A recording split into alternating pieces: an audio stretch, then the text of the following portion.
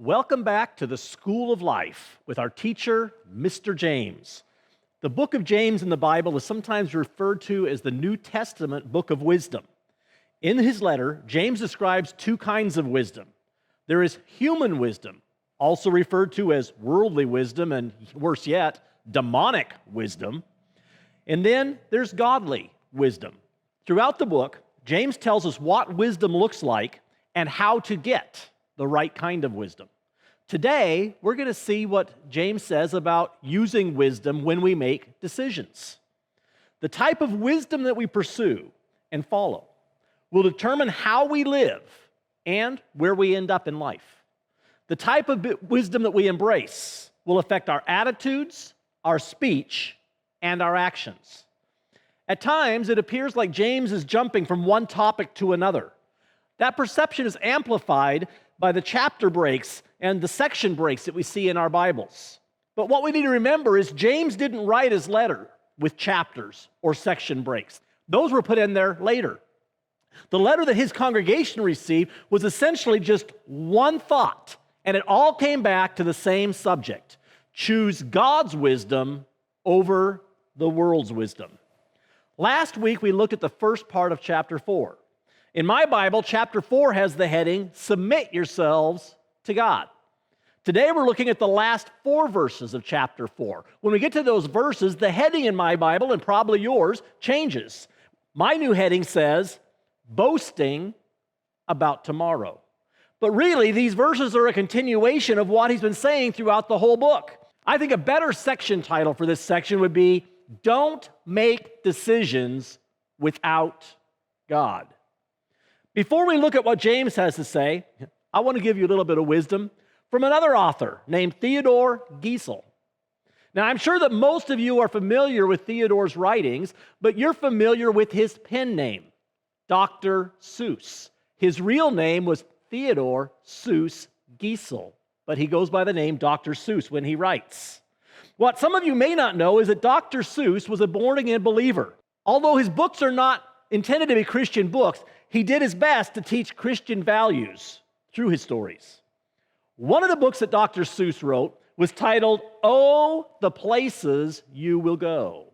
Allow me to read just a small excerpt from that book.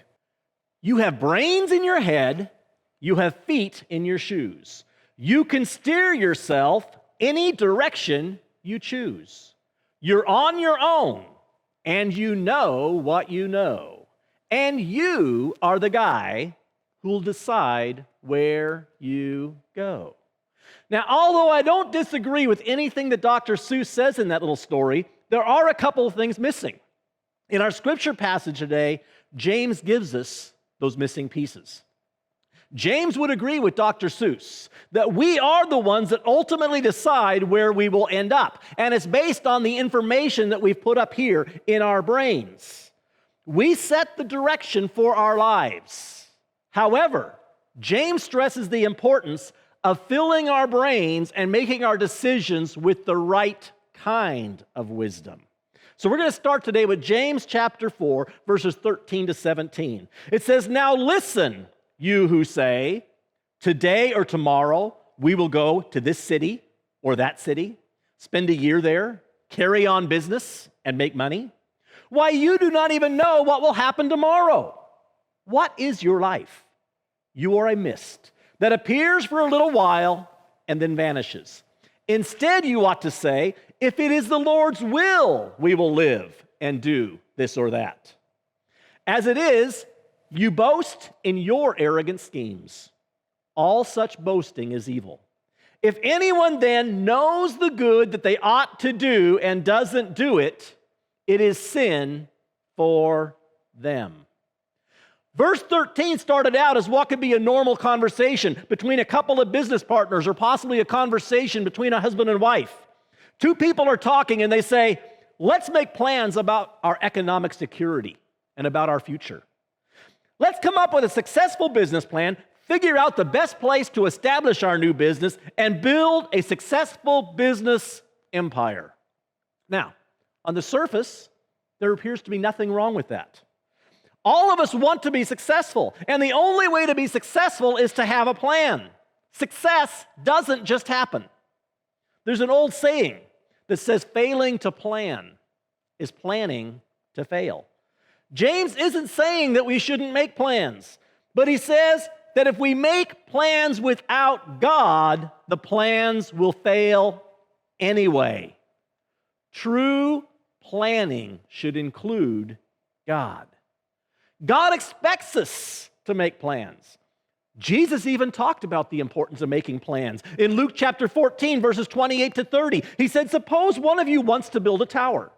Won't you first sit down and estimate the cost to see if you have enough money to complete it?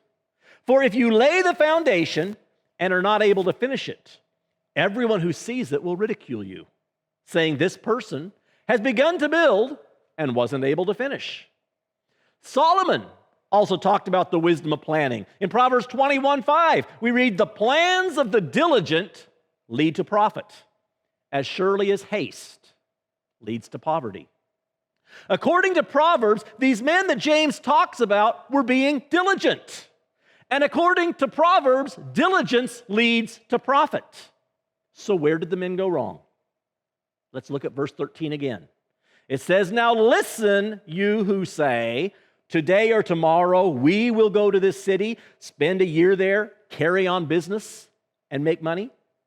The men were being diligent in their planning, but they left out one important step. They forgot to consult God in their plans. How many of you have learned the hard way that things don't always turn out the way that you planned? How many of you had plans that you made for 2020 that have been interrupted? The businessmen knew what they wanted. They wanted to make profit. They wanted to make money. They knew how to get there. They had a plan that made sense in their own minds. They knew what they needed to do in order to accomplish their goal, but they left God out of the planning. They even failed to ask God if what they wanted was even what He wanted. Because, see, that's our first mistake, is we decide what we want, and then we decide that God is going to bless what we've already decided. They had an attitude of self-sufficiency. The Bible encourages good planning, but good planning must include God. When we make decisions on our own, we sometimes get lucky and things turn out the way we planned. But more often than not, our plans fail. Why? James talks about it. It's because we don't know what the future holds. So let's look at 3 mistakes that we commonly make in our planning. Mistake number 1, we've already talked about: planning without God. James 4:15. James says, instead of saying, "I will do this or that," you ought to say, "If this is the Lord's will, we will live and do this or that." God needs to be the center of our planning. Murphy's Law says, if things can go wrong, they will. If things can go wrong. Life is one big if. Life's pretty iffy. If you spell out life, L-I-F-E, you find the 2 center letters there spell the word if. I don't know what's going to happen tomorrow. Neither do you. God is the only one that knows what will happen tomorrow, and He's the only one that can make it happen. So if we want to be successful, we need to try to find out what God wants us to do. We need to avoid doing something that can't happen anyway because tomorrow's going to change. We need to go to the one that holds tomorrow and knows what tomorrow holds. Earlier, James has already instructed us to ask God for wisdom in making decisions. If God is in our plans will never fail. Proverbs 16:3 says, "Commit to the Lord whatever you do, and He will establish your plans." Proverbs 16:9, "In their hearts humans plan their course, but the Lord establishes their steps." Of course, the verse we all probably know by heart. Proverbs 3:5-6. "Trust in the Lord with all your heart. Do not lean on your own understanding. In all your ways, submit to him, and he will make your paths straight. He knows what's ahead of us. He can help us navigate those things or even avoid those things if we put our trust in him and listen to him and seek him for his wisdom. God has a perfect will for our lives. And there are three ways that we can respond to God's will. Number one, we can show indifference to it. Number two, we can make reference to it. Or number three, we can give preference to it. The best way to live is to give preference to God's will. We should seek him in every decision and do what he says, even when we don't understand or we don't like what he says. Say, God, this doesn't make any sense, but you said it. And we see stories in the Bible about that. Noah, when God came and said, build this big boat, it didn't make any sense, but God said, do it anyway, and he did it. And what would have happened if he would have said, you know what, this doesn't make sense, and I really don't want to spend the next 150 years of my life doing this. I already had my life planned out. This is not my plan. But he said, okay, God, I trust you. If you say it's going to rain, it's going to rain. I'm going to do what you told me to do. And even when we think we're hearing from God, we need to give him permission to change our plan if we're not hearing correctly. If we make decisions on our own, they could fail. Possibly because they were stupid decisions to begin with. Or they might fail because they were made in actual defiance of God. So in times like that, God comes and interrupts our plan and says, you're off course. Let me get you back on course. Have you ever done anything thinking it was the right thing to do and found out later it was a bad decision? I have. Sometimes we even need to humble ourselves and admit that something we thought from God, and maybe we even told somebody, this is God, and then we find out, no, I was talking for God, and that really wasn't God. Sometimes we need to say, you know what, I need to eat my words here.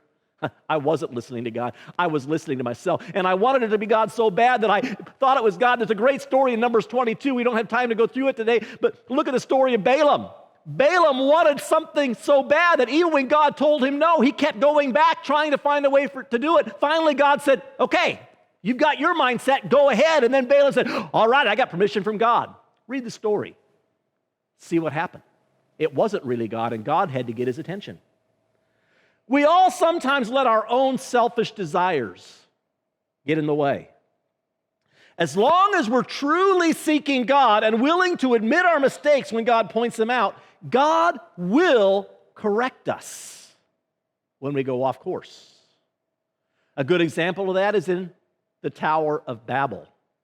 Now, in this story, at the point the story takes place, they actually weren't even seeking God. They were doing it completely on their own. Genesis 11, 1 through 9, we read this. Now, the whole world had one language and a common speech.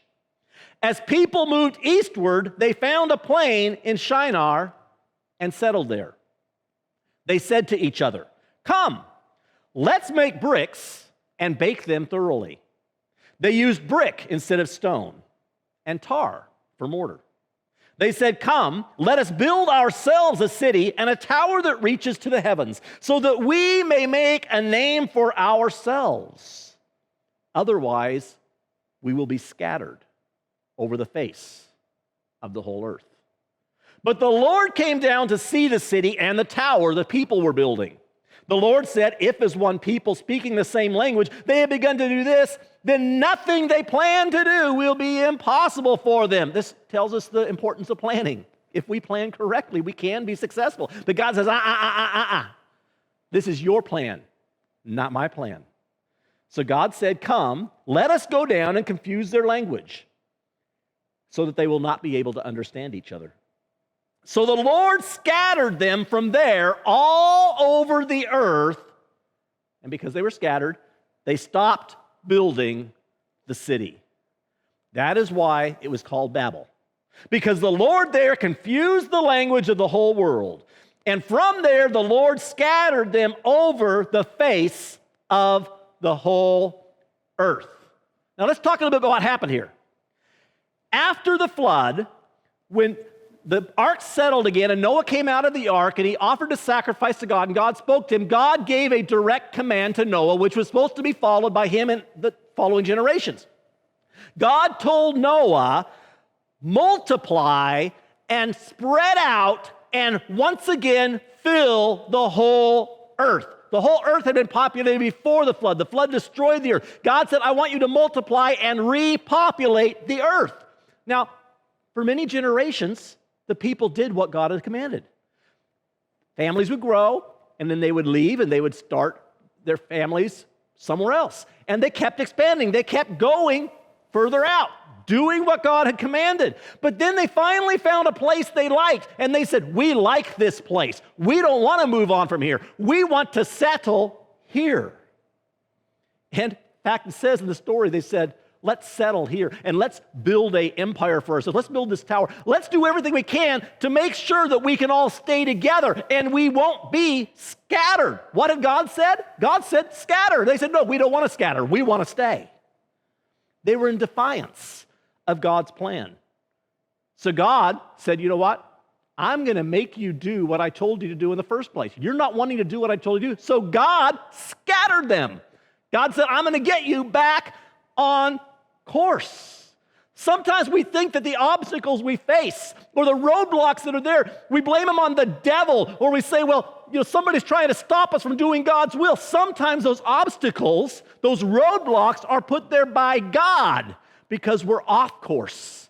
And God says, I'm going to redirect you. What do we do in those times? Do we get mad at God? Say, God, why are you letting this happen? Or we say, okay, God, if you shut the door, if you put up this barrier, it must be you. So I'm going to listen. Where am I off track? What do you want me to do? The same thing happened to the church in Jerusalem. We're kind of talking about that as we go through James. Jesus had told the disciples to go into the whole world. He said, start in Jerusalem, but then go beyond Jerusalem, go to Samaria and to the uttermost parts of the earth. They didn't want to go to the uttermost parts of the earth. They got comfortable in Jerusalem. They said, we want to stay here. We like this little feel we've got. We like being together and having our fellowship. We like our Christian country club. So God allowed persecution to arise.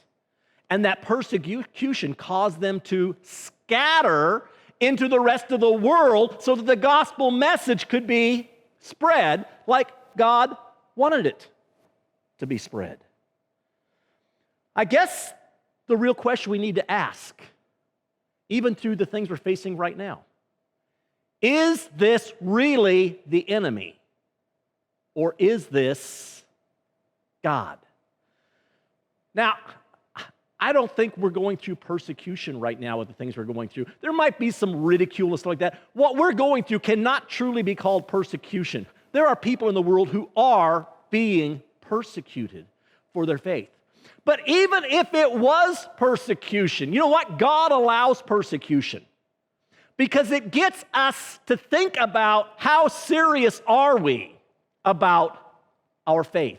And it's proven throughout the centuries when the church is persecuted, when they face problems, they grow. Because it weeds out those who are just casual Christians, those who are just in it for the fun and just in it for the fellowship. Fellowship is a good thing, but it's supposed to go beyond that fellowship. God has a job for us to do. And over again, when we check history, or even what's going on in other parts of the world now, it's when we go through persecution, when God sets up those obstacles for us, that's when the church begins to grow. So the question is, how fast can we learn our lessons? How long does that have to be there before we finally get back to doing what God wants us to do? Do we give God permission to correct us when we're off course? And do we accept those closed doors when God closes them as a sign from God or a blessing from God because He's trying to correct our path? Or do we get angry and start pointing fingers and start accusing people of coming against us when actually it's God? Like Balaam, God put up the angel with the flaming sword. It was God that was trying to stop him, but Balaam tried to blame the enemy. The best way to make sure that we never make wrong decisions is to be full of the Spirit and let the Spirit guide every decision. Throughout the book of Acts, we read about times that the Spirit prevented someone from going someplace because they were trying to go someplace outside of God's will. Now, not that it was bad, but over and over we read, we wanted to go here, but the Spirit prevented us. That's the word he used, prevented. And I'd like to know, what was it the Spirit did to prevent them from going? How did he prevent them? I think more than likely it was just they were in tune to the Spirit, and the Spirit spoke to them and said, no, that's not the right place. And they said, okay, where do you want us to go? Other places we read where the Spirit spoke to somebody and said, I need you to go here, or I need you to go there. Or at least one instance, there was a dream said, you need to go here. As a man from Macedonia in a dream said, come to us, we need help. If we're open to the Spirit and open to the Spirit's leading, the Spirit will help us make those wise decisions, either by stopping us when we're going the wrong direction, or by directing us and saying, you need to go to this place. So their first mistake was planning without including God in the plans. The second mistake is taking tomorrow for granted. James 4:14 says, why you don't even know what will happen tomorrow? You're making plans for the future and you don't even know what tomorrow's going to bring. What is your life? You are a mist that appears for a little while and then vanishes. None of us really knows what's going to happen tomorrow, let alone what could take place a year from now. All we can do is guess and speculate about the future. Life is unpredictable. None of us were able to predict the things that we've gone through the last 7 months. How do we think we can predict what's going to happen 5 years from now? If we had been able to predict the future, most of us would have done things differently leading up to March because we would have wanted to be prepared for it.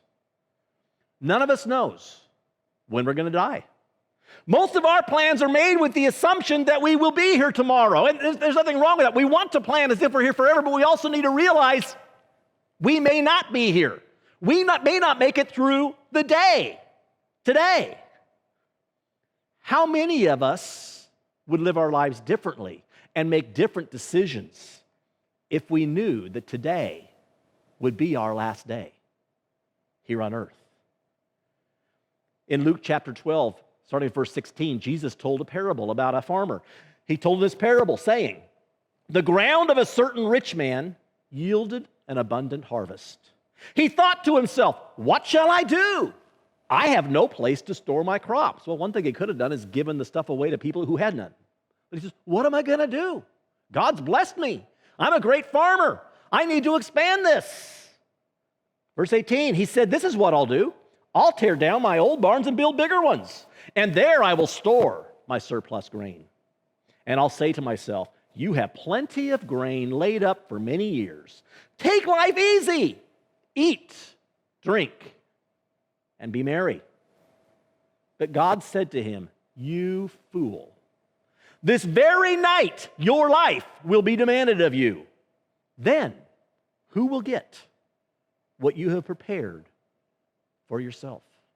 Nothing wrong with preparing for the future. But how much do we really need? Where is that really going to go when we're gone? Could it do more good right now if we invested it in the kingdom of God? We might not know when we'll die, but we do know we will. Each of us will. How many of the things that we're doing now are still going to be important once we're gone?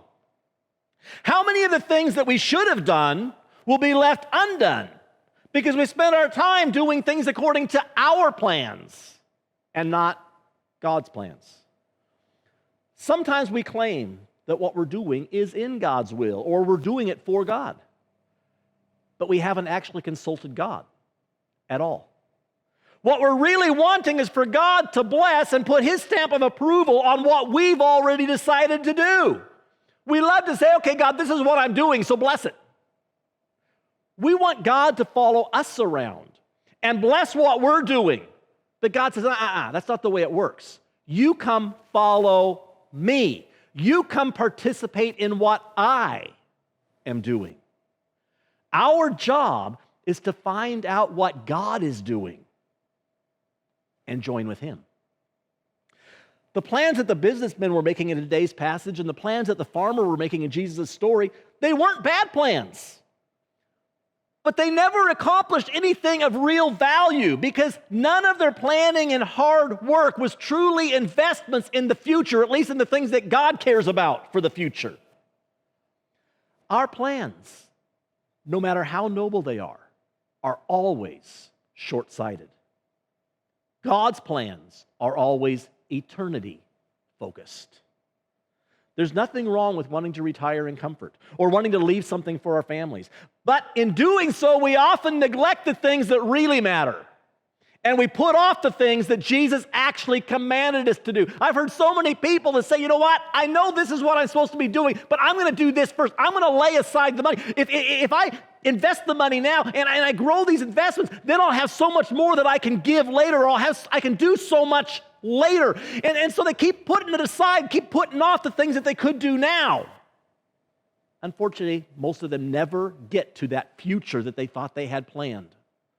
And they never end up doing what they could have done here. Which brings us to the third mistake that James points out in today's passage. Mistake number 3 is delaying doing good. James is actually talking about procrastination. He's talking about putting off till tomorrow what you should be doing today.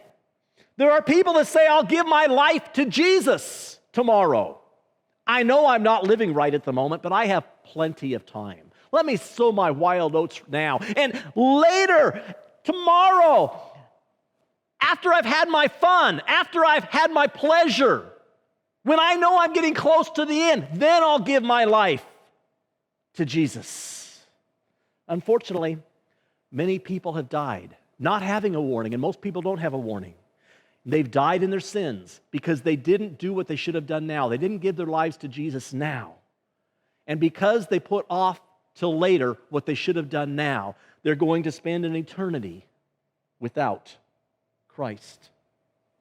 There are other people who have made a commitment to follow Christ, but they consistently neglect to do the things that Jesus commanded us to do because there are too many other things. You know what? I know I should probably spend more time in the Word, but right now I've got my business, I've got my career, I've got my family, I want to do this, I want to do that. I know I should be doing this, but you know what? There's plenty of time to do that. I'm going to do this, and then when I have additional time, then I'll do what God commanded me to do. People put off reading their Bibles, attending church, helping someone in need. I see that need, that person needs help, but you know what? I'm so busy right now.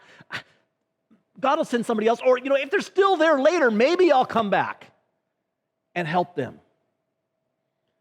We don't do the things that we should be doing, the things that actually produce a return, because we're too busy doing other things that we desire to do. The problem is, tomorrow may not ever come. I ran across a little poem that says, procrastination is my sin. It always causes me sorrow. I know I ought to change my way. I think I will. Tomorrow. We love to put things off. James tells us putting things off is a trap. He already told us in chapters 1 and 2 that faith without works is worthless. Now he takes it a step further. He actually says that if you know what you're supposed to do and you don't do it, not only is it worthless, he says you're sinning.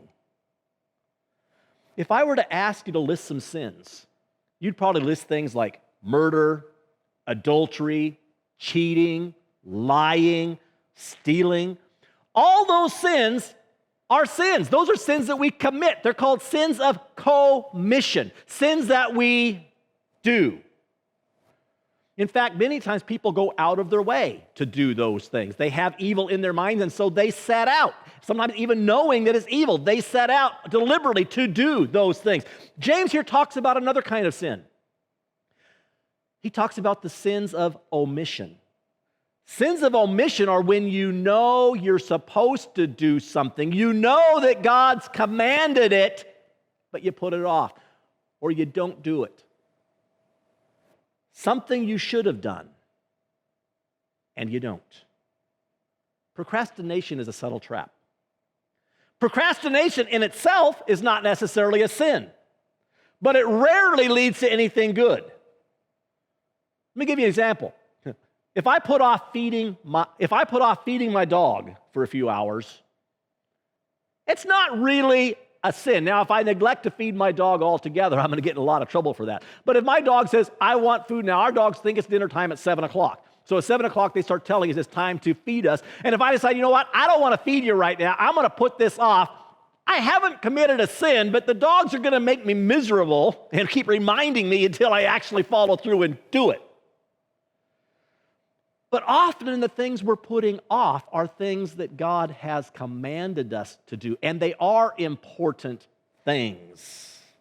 And if we put those things off too long, we're going to miss the opportunity. We think the opportunity will come later.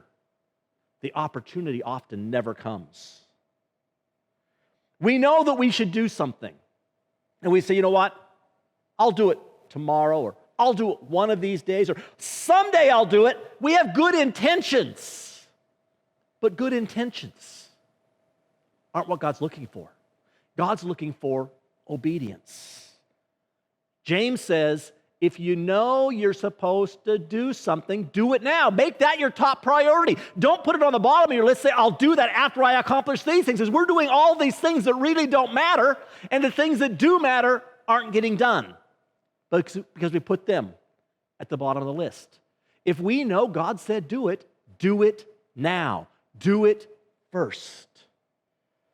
Proverbs chapter 3, verses 27 and 28 says, do not withhold good from those to whom it is good due, when it is in your power to act. Do not say to your neighbor, come back tomorrow and I'll give it to you, when you already have it with you. God shows us a need. We have the ability to meet that need. What are we supposed to do? Meet the need. What would happen if we spent as much time doing the things that God has already told us to do as we do planning for the things that we want to do? Let me say that one more time. Maybe you didn't catch that. What would happen if we spent as much time actually doing the things that God has already told us to do as we do planning for the things that we want to do? For some of you, today is your day to change your life.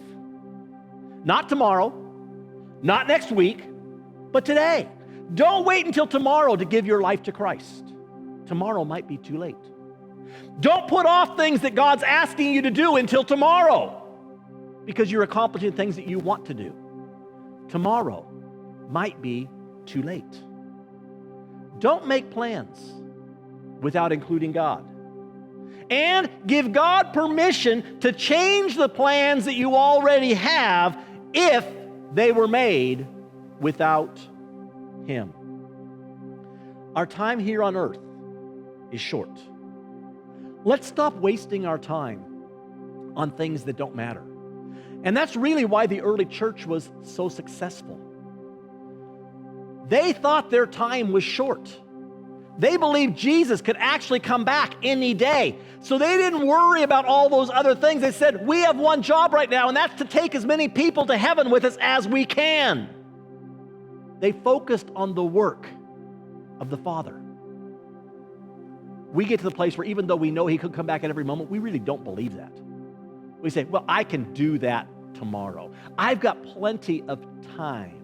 So we don't do the thing that's really important because we're too focused on a future that we may not ever have.